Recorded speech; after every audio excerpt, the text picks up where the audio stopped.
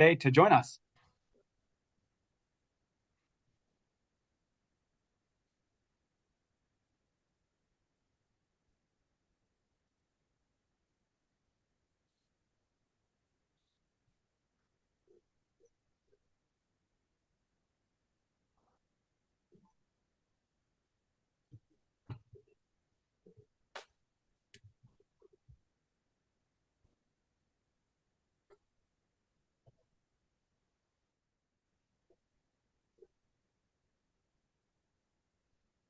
Thanks again for joining us. We're just going to give it one more minute and then we'll get underway.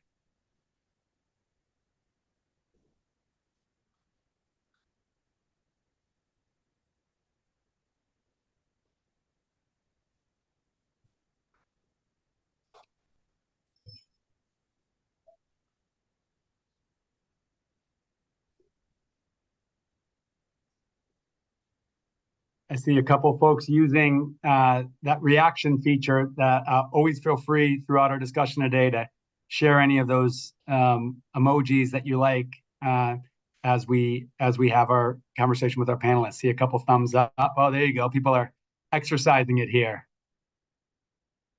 Well, listen, let's get underway. Thank you for joining us and welcome to this very special Secretary Speaker Series. My name is Wade Crofin, and I lead our California Natural Resources Agency.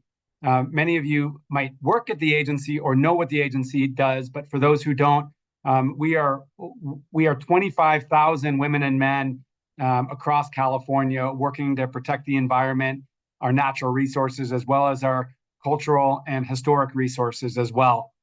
And really pleased to hold this Secretary Speaker Series, which is essentially dialogue with leaders lifting up big ideas and priorities across the state.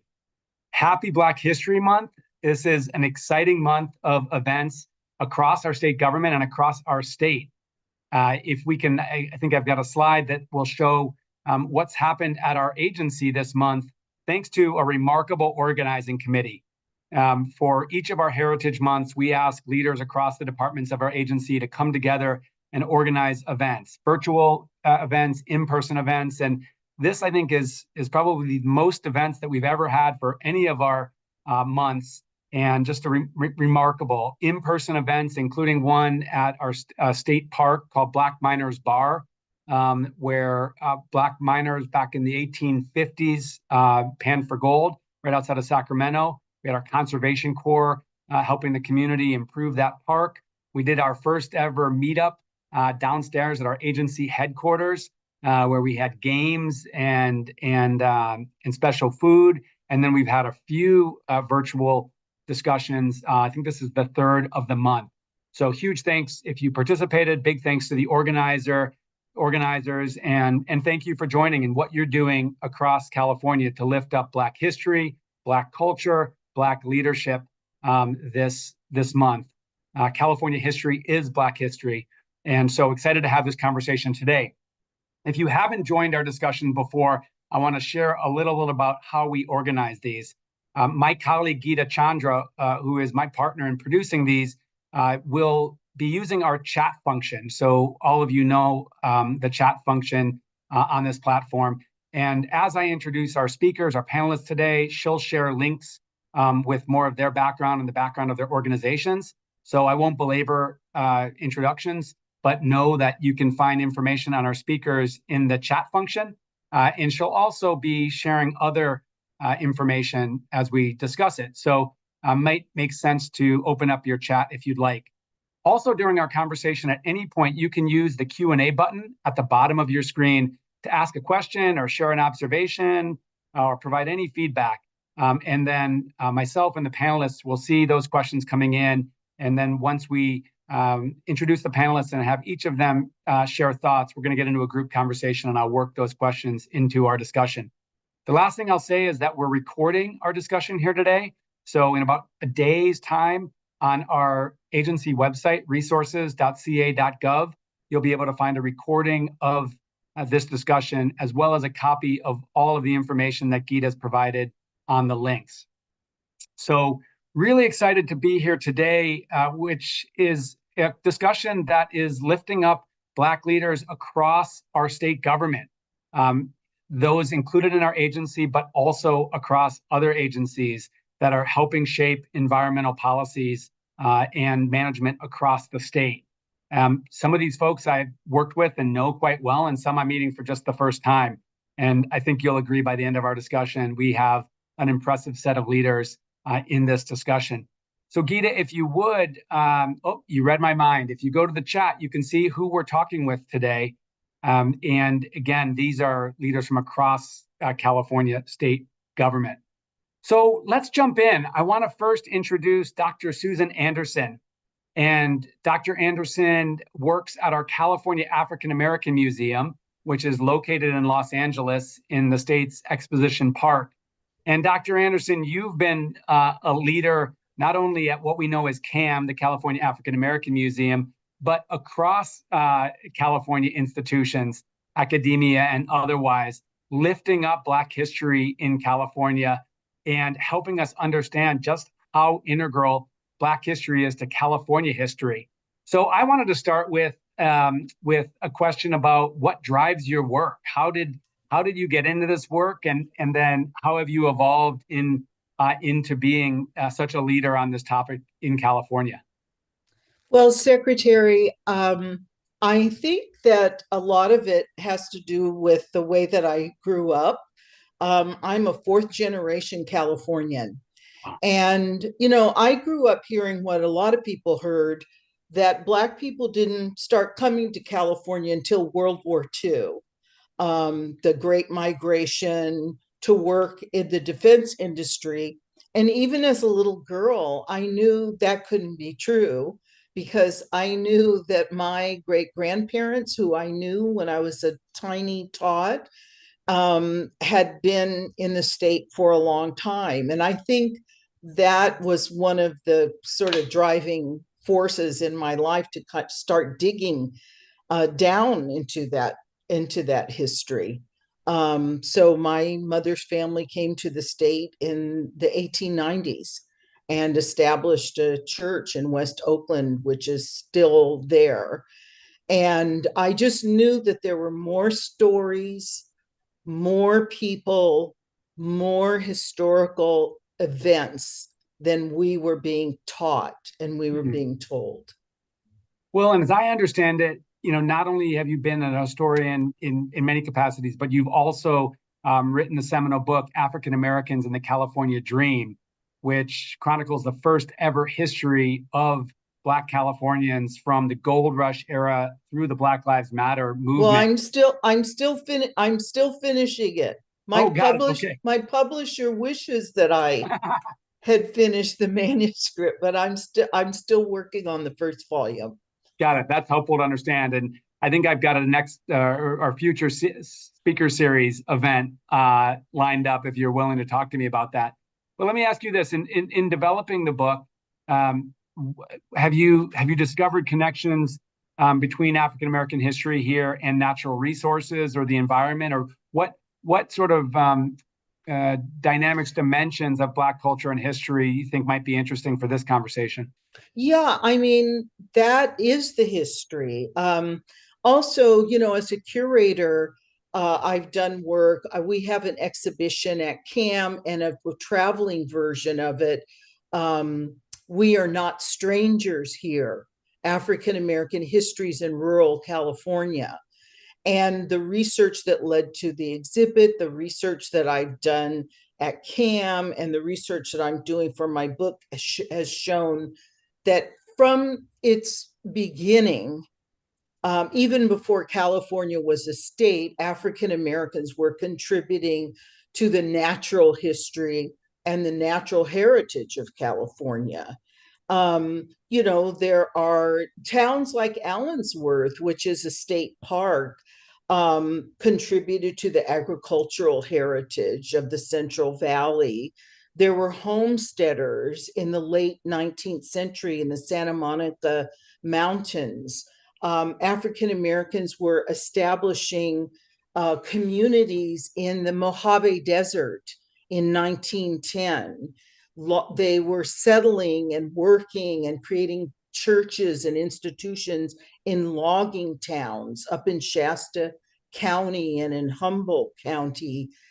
Even before California was a state, when it was still part of Mexico, another one of our state parks, Old Town in San Diego, it contains the history of someone named Alan Light, who was a Black mariner who was brought on by the Mexican government to patrol the coast to curb the poaching and hunting of otters. African Americans established beach culture in coastal towns. So there's no part of California's natural environment, beaches, deserts, coasts, mountains, that is not interwoven with the history of Black Californians. It's incredible. And that's a good segue to the work that you're helping to lead with our California state parks.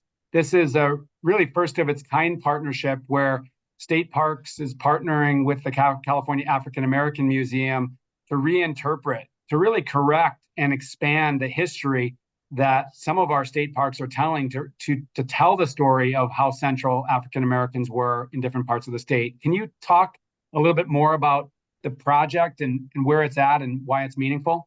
I'm so happy to do that. The African American History and Engagement Project is a formal partnership between CAM and state parks funded by the legislature. And we have a curatorial team that is working with our park colleagues to interpret history that basically has been excluded from parks. A lot of people are maybe aware of Allensworth as a state park, but sadly, since Allensworth has been around for almost 50 years, there's basically been a Black park and nothing else. Mm. But what we know from the work that scholars have done and that we did in order to set up this project is that there is Black history woven throughout dozens of parks. And so Mendocino headlands, but where we have research that we've done on one of the founders of Mendocino, Nathaniel Smith. Old Town San Diego, the first non-indigenous settler in San Diego was a Black man. Um, we're looking at Fort Ord State Dunes Park, the first racially integrated military base in the US in the history. Wow. And the role that Black military families played in creating a community, both on the base and in the seaside, that welcomed everybody. Candlestick State Recreation Area, we're doing the same thing. There's such a tremendous history of the shipyards and the community that organized against all kinds of segregation in Black San Francisco. These are in the first tier of parks that we're working on with our parks partners to create permanent, to monumentalize, to commemorate, to create a permanent presence for these histories in state parks. Wow, that's incredible. Dr. Anderson, your work, Cam's work I'm so excited that it's shifting the not only state parks, but the way that we tell California history. And excited for the work together, and also excited to get you involved in the group conversation that we're going to have. I'm excited next to introduce Dana Coda. Dana serves as the leader of Native American Cultural Studies at Caltrans. And Caltrans is, boy, I think there's more people in Caltrans than our entire agency, Dana. And you, as I understand it, you lead that archaeology as it relates to cultural resources and Native American communities across the state. So I'm interested to know a little bit more about your job as an archaeologist, in doing this work and how you came to this, and let's maybe start it there. Well, thank you for having me, first of all. And true, I do serve as the chief in this branch, and we need to work on that name because I think it could use some repair work in just the name itself. And in this capacity, I will be working on policy that helps move through our agenda of working with the tribes to move things along as a Caltrans initiative to work better, to be more inclusive with our tribal partners in everything we're doing. And I'll be working on policy. And I'm very excited about that. I've only been in this position since the 12th of this month. Prior to that, I was with broadband. I was the North Region Native American coordinator for broadband, and that too was a joy because once again I worked hand in hand with the tribes in the 22 counties of Caltrans districts 1, 2, and 3, where I ensured that they had an opportunity to be actively involved in all of the ground disturbing activities while we're constructing the broadband, which, as you know, is a statewide initiative to bring high-speed internet connectivity to every part of the state because it's not just the right thing to do. Everyone deserves access. The best way to do it, something that's already existing, our transportation infrastructure. We're already reaching everything, utilize what's there. It's a cost saver because the roadway goes everywhere. And I kind of fell into archaeology because I was in transportation infrastructure for 34 and a half years and just feeling a little burnt out doing that and kind of realizing that it wasn't really, I did it for 34 years because I was good at it, but I never, ever really liked it. Just because you're good at something doesn't mean it's what you enjoy doing. And you kind of stick with it because it's good pay, you know it well, you do it effectively, but you can do things effectively and really never have the heart for it. I didn't have the passion for it. I was feeling less and less like going into the office every day.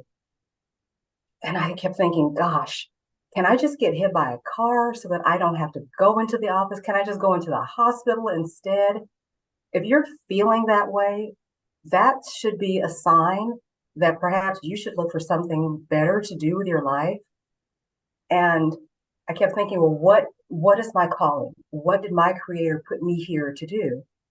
And I remember it as a little girl going to the Rosicrucian Egyptian Museum in San Jose because I'm a native. I lived down the street from Candlestick when I was a little girl too. And I recalled how I felt when I was at the Rosicrucian, and it never left me. And I kept thinking, that's what I want to do. And I had gotten injured at the office, mind you, a job I wasn't that thrilled to keep doing, and I wasn't getting well fast enough. And my employer actually threatened to fire me if I didn't come back to work full time quickly enough after having surgery to repair the damage from a fall. And I thought, you're going to fire me and take away something I don't want to do anyway. So that was a huge wake up call, and I did return to work. But at the same time, I enrolled in college to get a degree to do something that I wanted to do, and I didn't tell them. So I was going back to work doing 50 and 60-hour work weeks and studying to become an archaeologist in the evening. It was hard work.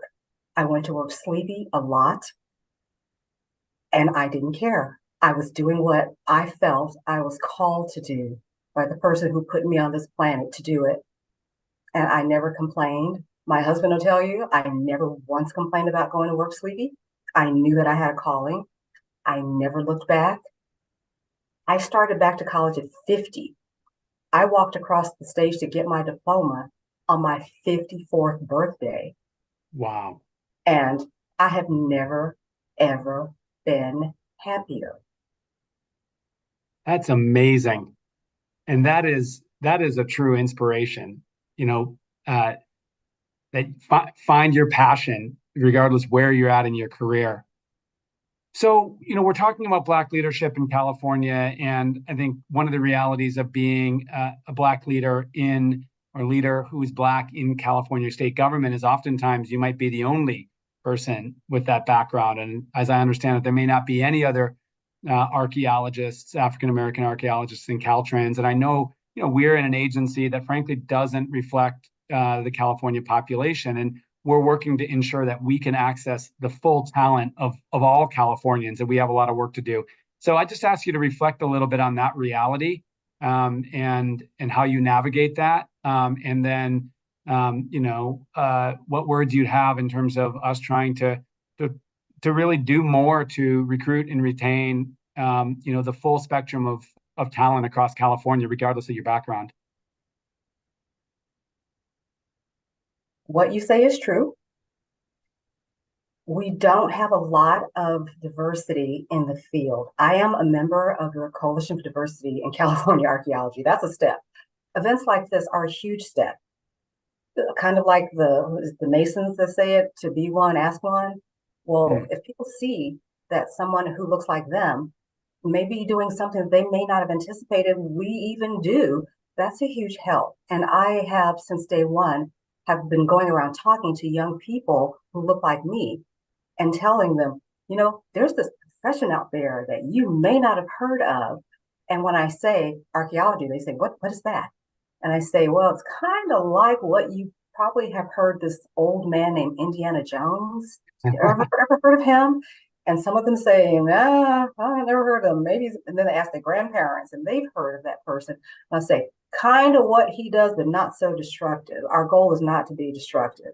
We really don't advocate that. But when you start talking to them and show them also the ways in which archaeology can be applied to contemporary work, there's work to do in archaeology every single day that doesn't involve tearing things up or destroying property or tearing up other people's lives or cultures that can be beneficial in contemporary society. People are surprisingly very open to listening, but I've had a lot of people say to me, you're Black. And I always think, well, yeah, what's that got to do with anything? Just, so I am. That's just how I was born. And I had nothing to do with that. But why are you not working in the slave trade? Well, true, we built this state, but we don't have as much history for me to work in. If I want to be working continuously, there are other avenues that my life can take. I don't need to be pigeonholed. And if I want to do what I was trained to do, my degree is in anthropology. That covers a whole bunch of different areas. I just happen to believe that as an anthropologist, I can work on behalf of any culture that has been victimized and oppressed. And I just happen to work on behalf of Native Americans because they have been through some atrocities. Someone has to stand up and say, oppression is oppression is oppression, regardless of who the victim is. And I work at Caltrans and I work on behalf of our tribes. If I move out of state, I will probably work in some other area. We'll just have to see how life goes. And if I just keep telling my story to young people, eventually the numbers of archaeologists, which is low across the entire country, period. But as I talk more and more to African American youth, they ask more questions and they do get a little more interested. And it feels good when people's parents and grandparents come up to me and say, my kid or my grandchild, my granddaughter, my grandson is still talking about the time you came to talk to them. I know that's maybe I'm making a difference. And in the future, there'll be a whole bunch more archaeologists of color running around. That's incredible. Insightful and inspirational, Dana. And looking forward to unpacking more of this with you in the group conversation. So thank you for your leadership and sharing your story. Thank you for having me. Absolutely. I want to next introduce Baraka Carter. And Chief Carter he leads the Santa Clara unit of our Department of Forestry and Fire Protection, which we know as CAL FIRE. And Chief Carter, thank you for joining us. If you would, you wear a few different hats. So if you could just introduce yourself with those different hats, but then also go into my first question, which is a little bit about your story, about what got you into this leadership in protecting people from fire. and what's been the motivation that's driven you to this leadership role? Yeah, definitely. I first of all, I appreciate the opportunity to speak on this platform. My name is Barclay Carter. I'm the unit chief for the Santa Clara unit. I oversee the 5 counties: Santa Clara County, Alameda County, Contra Costa, San Joaquin, and Stanislaus. I'm also the fire chief for the city of Morgan Hill, who contracts with CAL FIRE for services. In addition to that, I am the fire chief for South Santa Clara County Fire District, who also is a local government contract with the state of California, CAL FIRE. And then I'll tell you my journey to the position I'm currently in. I started my career in 1997. It was not a routine route to get to where I am. As a young youth, I struggled in and out of trouble until a good mentor of mine provided me with some insight and an opportunity to better myself and provide some possible better life for myself. I attended the Mission College as an EMT to get my EMT certification. And while going to class, I came across the opportunity to apply for CDF at the time as a seasonal firefighter. And that provided me the opportunity to start building a foundation in fire service. And as I continued to go through my schooling, I was continuously applying with local government agencies: Oakland Fire Department, San Jose Fire Department. And by the time it was a competitive process at that time, we would have roughly 10,000 applicants for like 5 positions. So it was very competitive. But by the time that I was able to actually get my degree, I had already secured a permanent employment with CDF at the time, which is CAL FIRE. And I was really enjoying what I was doing, and the pathway and the services that I was able to provide to the public and the state of California. So I continued down that path and promoting through the ranks of unit chief that I'm currently sitting in. That's incredible. What a story. And thank you for your leadership. I mean, I think we're all very thankful for the men and women of CAL FIRE and really all the fire protection agencies.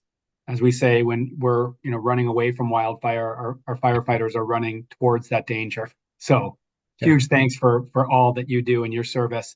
I want to ask you a question around opportunities you see within CAL FIRE, itself a large organization of 10,000 people.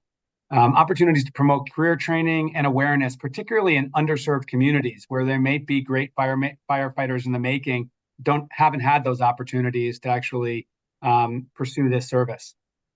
Yeah. So, I will tell you that the struggle that we have as a state agency. So most of our stations are located in rural areas, protecting the state's natural resources, right? And so that's our primary goal and primary objective for CAL FIRE.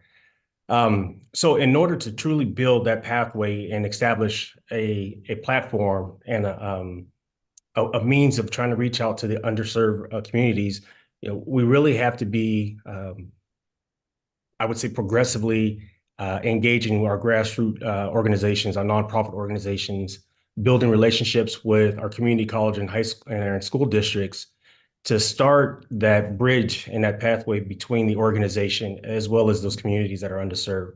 I make it a point, and I ensure that my personnel are actively engaging the community in any event that the community is presenting or hosting. We'll have booths there, we'll have personnel there to highlight opportunities with the organization. It's a little different than our local government partners, right? Because they are in the communities, they have stations, they have training grounds that are in those cities. CAL FIRE, we don't have that unless we have a cooperative agreement with some of our local agencies. So one of the things and some of the things that we have to proactively do is to ensure that we're actively engaging with our community and our stakeholders, local stakeholders, to build that awareness of the organization, of any state organization to that matter, and the opportunities that it could present. Yeah, so it sounds like getting into communities, particularly underserved communities, and being present and sharing the opportunities. Not waiting for folks to come to you, but actually getting into those communities and identifying the opportunities. And then a little bit later, we'll hear from one of our colleagues that's working with young people from across these communities to bring them into public service, including the firefighting. So Chief Carter, huge thanks for your service, for your leadership, and we'll get you back into the group conversation. Thank you. It's next my honor to introduce Serlene Grant. And Serlene serves as Deputy Director of the Office of Environmental Equity at the Department of Toxic Substances Control, which is in our sister agency at Cal EPA. And Serlene, I'm going to ask you in a little bit to kind of help us understand the importance of what we know as DTSC and environmental equity within that. But I want to ask you a little bit about your background, because we all bring different experiences to these leadership roles. And one of the experiences you bring is as an elected official in your local community of San Leandro. And I think you are actually the first person of color elected to the city council. So I just want to ask you to kind of reflect on that journey, particularly in your leadership and taking a city that really wasn't an inclusive city to what is now becoming, in some ways, a model of inclusivity in California. So welcome, Serlene. Thank you. Thank you. Thank you for the honor of participating in this program. Yes, my claim to fame, I guess, my history-making moment is that I was the first person of color to be elected to San Leandro City Council. And in some regard, unfortunately, that wasn't too long ago. That was in 2000. I was appointed in 1998, and then I ran for my own election in 2000 and was elected twice with 63% of the vote. And why that's important is because the Black population of San Leandro it hovers around 10%. And so for people who follow politics and they do identity politics, and a lot of my people who wanted to criticize me would often say, well, you only got elected because of the Black vote. There is no Black vote in San Leandro. I mean, there are Black people who vote, but there is no Black vote. And San Leandro was historically a sundown town. And this is why this sea change is so significant for sundown towns. For people who don't know, is when the sun went down, people of color, Black, Asian, Latino, had to leave or face harassment from police or others. And so it was codified actually in a lot of different documents. And in San Leandro, it was also codified through covenants and restrictions that came with housing deeds and redlining. And so people were not welcomed here to live here. But over the years, there was a change in market forces, because there was a group, and I'll just tell, there was a group of business leaders who met all the time, businessmen. San Leandro had a great manufacturing. We used to make boxes and the pencils and canned foods. And so we had great Caterpillar tractors, great manufacturing tax base. And so those men were able to keep a lot of property tax low because business was supporting it. And a lot of real estate agents were part of this group, and they were able to enforce redlining even after it got off the books, even when in the 60s it became totally illegal. So when I came to town in San Leandro, actually to buy a house, because I was in Oakland and I couldn't afford Oakland, my first house, my first offer was rejected. And I was talking to my realtor and I said, because I saw what the house had sold for. And I said, we should sue and we should do that. He says, oh, no, you probably wouldn't want to live there. You probably wouldn't want to live there. Because I didn't know the history of San Leandro. But I was part of that group in the late 90s that was starting to change the demographics of the city. And so the city was probably about 80% white. And of that 80% white population, about 60% was Portuguese. So you could go down the street and hear people speaking Portuguese, which was a beautiful thing. Like you hear people speak Spanish now. And it was probably about 10% or less than 10%, probably about 5% African-American, 10% Asian, and maybe 12% Latino, something like that in the 1990s. And so now we're at a place where there is no majority population in San Leandro. And around 2005 or so, after maybe about that time, after the census was released, I actually introduced legislation for the city that we would not use the term majority or minority in discussing people and reporting out on our programs, because if there was no majority in the state, in the city, then there couldn't be a minority in the city. And that started a great community dialogue of people who were in the majority no longer want, they didn't want to lose their status. And some very interesting testimony at City Hall. And we still had to keep it because unfortunately the federal government required it for reporting, but it's the rule, the ordinance is probably still on the books. I don't know if we follow it, but for a couple of years we actually followed it. Wow. And some other things happened during So- my tenure that increased change in the city. We got more people of color appointed to boards and commissions. We had an African-American finance director. And during my tenure, I had the same city manager that had been here for years. And one day I sat down with him and talked about my vision for the city. And he was like, oh, that won't happen, or that could happen, or whatever. It's going to take years or whatever. But things started to happen. So I said to him one day, either you wanted to do this all along and you didn't have the political will to do it, people to back you to do it, or my mowing paid off. Whatever it is, I asked him not to answer. I said, whatever it is, I just want you to know that I appreciate the change. So during my time here has gone from a very restrictive, sundown city to a very inclusive, more inclusive. There's still some challenges, more inclusive, welcoming city. That's incredible. So you applied that leadership, that experience to the work that you're doing at the Department of Toxic Substances Control.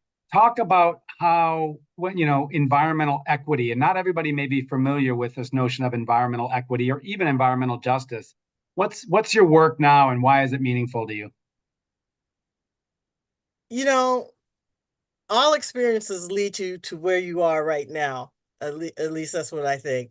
And the whole city experience that I talked about, but even beyond that, when I became aware of environmental justice, it was a movement. And it was because I was doing work. I was actually a public information officer for the city of Oakland at the time. And I was doing work, getting stories, and I went to a conference. And at that conference were some people from the Cancer Alley in Louisiana. And they were talking about what was happening there.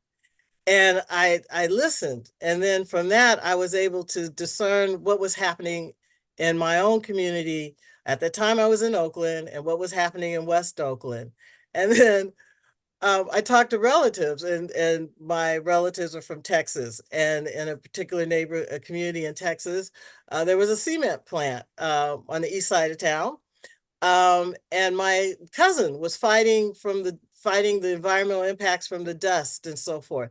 And so I begin to see how, we talk about the intersectionality of race and gender and class around political things, but there's an intersectionality of place. And if you are living in some place that is compromised by all these things, by cancer clusters or dust or whatever, that impacts the rest of your life. And I wound up working with an agency that did a lot with EIRs and environmental communications, and CEQA and NEPA on the technical side, but they needed someone to come into a community and work with them on how to translate, if you will, what they were talking about to a community. And that became my niche. And I started doing that for consulting for about 20 years, where I would work with clients, Caltrans, the Port of Oakland, cities, private home developers, to take what they were doing, bring it to community.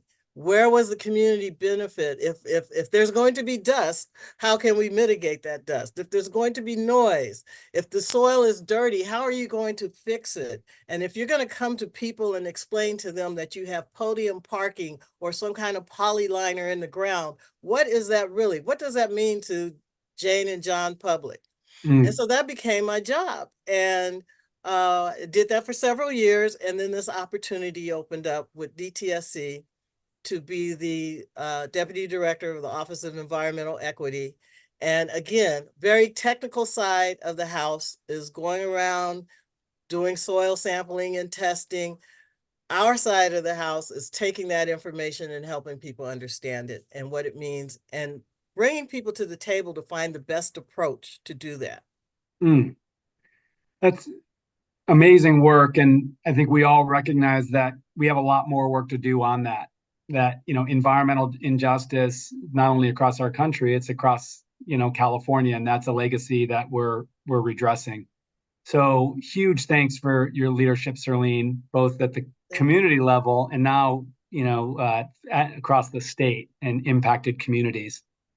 I next want to turn to Ebenezer. Ebenezer Ampaw is the Racial Equity Officer at our Department of Water Resources, which is in our agency and really responsible for water and water policy and management in our state. And Ebenezer, welcome.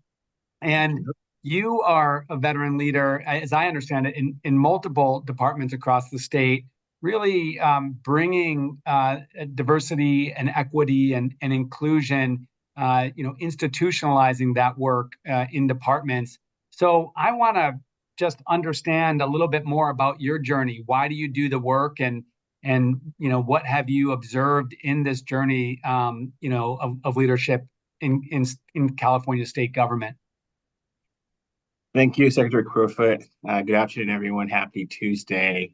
So for me, DEI is about just bringing the human component to the forefront because I believe that as humans, we're wired to connect and to feel valued. I know that when I started in state service as an analyst, I didn't even know what I was doing. I interviewed, I got the job, but I had someone who was a retired annuitant in my office that, he's a Caucasian gentleman in his 70s. On paper, we didn't seem like we had much in common, but he took the time to develop me. At the time, I was analyst in the Equal Employment Opportunity Office. And he basically just poured into me, showed me what it took to build my skills. He put into my head that he thought that I was really good and that, I would be moving pretty fast in my career path. And I didn't even believe it at the time. So long story short, I'm working alongside him and he said, you know what, I think you should start applying for management positions. And I was like, well, I don't know. I just got here. But he put it in my head. And he also made sure that, I prepared for my interviews. He would give me questions. He would practice it with me. I share the story because that's what basically just charted my career path in state service. And, I went from an analyst to a CEA, executive management, in just 5 years. Yes, I had the degree. Yes, I did the hard work. But I think more so than anything, I had someone that believed in me, that poured into me, that showed me what it took to be successful and not only just interview well, work on my communication skills, but also showed me what it took to get to the top and keep your job. And what I mean by that is learning how to work with people with different backgrounds, getting to the executive level where there are different egos, different politics, how to manage working with different people and still get your point across. So for me, DEI is about culture, it's about values, about transformation. It's not just a series of trainings and tasks and procedures that, we just do just to check off the box. So to answer your question, I believe that having an impactful DEI program requires getting people to care about this work, to share responsibility for practicing these core values. It goes everything from the way we treat each other to the way we provide services to the people that we live amongst. It's a call to action. I think that if it's done right, people would follow it, and it's not going to be something that they feel like they just have to partake in it. And so for me, the biggest thing is starting with the emotional why. What's in it for people? People always ask, especially the ones that are on the fence, what's in it for them to be part of DEI? And to me, it's an opportunity to highlight the things that they stand to gain by being part of DEI. And for me, like I said, my personal story of how I had an ally who didn't look anything like me, didn't believe anything, at least on paper. It didn't seem like they had much in common with me, but they still took the time to develop me. I still think that having senior leadership commitment is a huge thing because everybody's watching what we're doing as an organization. And then finally, just tracking our performance metrics so that we know that we're being accountable and transparent in the kind of work that we're doing. Mm. Thank you so much. And that resonates a lot with what I've learned in this role. And it's really supporting everybody to, bring their authentic selves to work, to find and to mentor and to support people, across all conceivable differences. And we're going to be stronger as organizations for it. I want to do a quick follow-up with you about water and this question around equity and inequity as it relates to water. A lot of times we think water supply or environmental water, but we don't necessarily think that there's a equity or justice component in that. So can you just talk a little bit about the work at DWR and what you guys are working on? Yes, so DWR, we adopted the Human Right to Water policy back in April 2021, which is an addition to the state policy that was enacted back in 2012. And it recognizes that every human being has the right to, clean drinking water. Hold on one second here. Every human being has the right to safe, clean, affordable, and accessible water. That is adequate for human consumption, cooking, and sanitary purposes. So DWR has demonstrated our commitment to implementing this kind of work by establishing the Racial Equity Office back in 2023, August of 2023, when I started. So now we are now moving from creating that policy to shoring up our capacity building, which is going to enable us to implement the strategies within this policy. This has been an intentional process for us, a strategy that our executive team is really behind. They have put in the sustainable, permanent structures that we need in order to have a lasting impact on the goals that we have. So our ultimate goal as DWR is to build an equitable water management future. One thing I will say is that our executive team here is very committed to this goal, and we have an annual tour which takes us into these communities where we've been given the chance to hear directly from these community members about the pressing issues that they have in their respective communities and how we can help them address concerns, especially when it comes to our outreach and engagement. And especially we talk about outreach, we talk about engagement, but our focus really is about now learning from the community, incorporating the feedback that we get from them to make sure that it's respectful and it's actually addressing their needs specifically. And so we're working on helping them combat, drought, flood emergencies. Those are things that we're really focusing on as an organization. And we think that now that we have a racial equity office, that helps us in that regard. Well, huge thanks, Ebenezer. And you pointed out that, executive leadership matters. And I think the test, for all of us is, we're not just talking about these issues at certain times of the year, but we've institutionalized the priority within our organization. So kudos to Department of Water Resources, which I know has done a lot of structural changes and lifted up your position, but also other positions in the agency to really ensure that this is a real priority. I want to next introduce JP Patton, who is a close colleague of ours within the agency who leads our California Conservation Corps. JP, it is great to have you. Always love talking about the California Conservation Corps. Tell us, for those who don't know it, a little bit more about the Conservation Corps, but then also what brings you to this leadership role that you've now been in for less than a year. Less than a year, 3 months. I'm just going to count all these little hearts that are coming up on the screen. I know you must be getting some serious love from people at the Corps. Yeah, the people love the Corps. The Corps is phenomenal. We've been around since 1976, and at our heart, we are a service organization. So young folks all over California dedicate a year of their lives to giving back to California and working in the natural resource and conservation space. In exchange for that great service that they do, whether they're fighting fires, responding to floods, providing culinary services, working and preserving biodiversity and habitat for salmonids, At the end of that, we're looking to develop pathways for them so they leave the program looking for their next right step. They're set up for success. And so that's at the heart of what we do. This is a nationwide movement, and it makes complete and total sense. Activate the young people of your state and your country to solve and work on the biggest climate challenges facing us today. And we're here to rise to that challenge. That's incredible. Talk about, if you would, you're leading this effort across our agency to ensure that young people from this range of communities that may not have had access to state jobs and these opportunities before actually get access. You've talked about it as a key missing link. Can you just talk about, that work, and maybe for the broad set of over 300 people we have joining us in this discussion, how others can apply, this priority in their work? Yeah, thanks for naming that. The first thing I want to say is that a California Conservation Corps member is a core member for every state agency. That means we put an incredible investment in the training and development of these young people, and they're really ready to take on those jobs in your departments. So I'm really glad that we've got folks from all across CNRA and the Caltrans family too. Like, good to see you. I know you're 20,000 deep. One of our best partnerships is with Caltrans. We have so many people, so many of our young core members who get to go to and do these really, really great internships at Caltrans. So what we're trying to do right now is bridge the gap between I've graduated from the CCC and I'm going to that next step.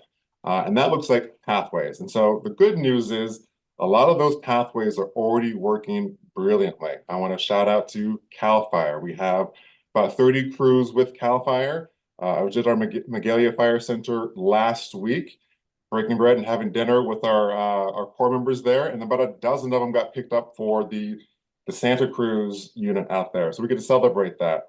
I'd be hard pressed to find someone who works on a Parks Trail crew doesn't have some sort of linkage to the CCC.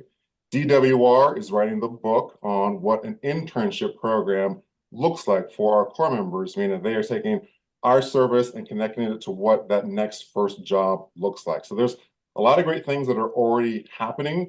The missing ingredient a lot of times, and that if you've worked for the state, you probably knew this already. You probably had somebody looking out for you. You probably had somebody explaining to you how these systems work. As Ebenezer said, someone poured into me. So what we're looking for is how can we institutionalize someone pouring into our core members? So like I said, they're coming fully loaded with incredible amounts of training. We're just connecting them to all of our partners here at CNRA and across the state. So we're interested in so many different types of work. And maybe that's something I have to dispel for folks too, about what a CCC core member is.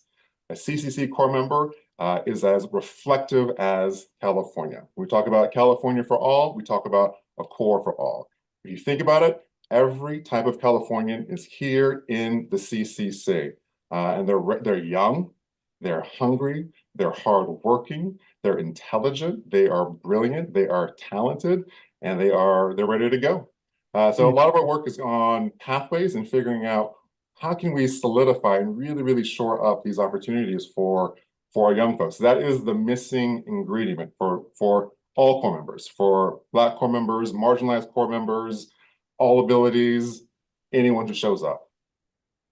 Incredible, JP. Thank you. And really forward-looking, and clearly for those across state government, one way we can ensure that we have a workforce that reflects California's diversity, and we're taking advantage of this incomparable talent pool across all of California, is to build pathways for these young people to come from the core into state service. Okay, I want to bring everybody back and do a little bit of a group conversation. I think we could spend a lot more time in dialogue with this group of leaders. It's incredibly remarkable, the work that each of you do and your journey. I want to ask a question that anybody can pipe in and answer. And, we are lifting up Black History Month as an opportunity to not only celebrate the history and culture of the Black community in California, but leadership. And so given that we have so many people joining us here today, I'm just looking for insight or recommendations that you'd have, that you provide to our participants around, how how we lift up our organizations to create space and support for other people, other leaders who are Black too, but also just creating that community that lets everybody come together, and we celebrate our diverse cultures. So, we've got people who think about this a lot. We might have people new to this concept. So as leaders featured here today, what advice, recommendations, insight would you have for people who care about this topic and really want to ensure that we have organizations that reflect these values? Well, one thing I would say is I would really like to see the the prioritization of hiring African American staff and managers. I don't see that. And in order to overcome a history, some of which was deliberate, to exclude Black people from work in this agency, there has to be a deliberate strategy, and it has to be explicit, that having African American staff and management is a priority. Thank you for that, Dr. Anderson. And I can share one thing that that we're really focused on, and I don't know if this gets directly at your question, but that the recruitment efforts, the outreach efforts to bring leaders into the state has not been robust enough, and it hasn't focused on all communities and the full diversity of the state. And so when you have recruitment pools or talent pools that don't reflect that diversity, neither is your employment. And so I think that we're on a journey, and there's much more progress to make, but I'm proud of efforts across the agency to get out of the comfort zone of recruiting and sort of the normal places to really be able to attract the full talent of folks from across California with all of these backgrounds, and it is resulting in a more diverse workforce, both racially and ethnically, more gender balance, more representation from different parts of California. But I just want to acknowledge your point that there's much more work to do to ensure that not only there are more Black leaders in our departments, but folks from other communities representing our diversity.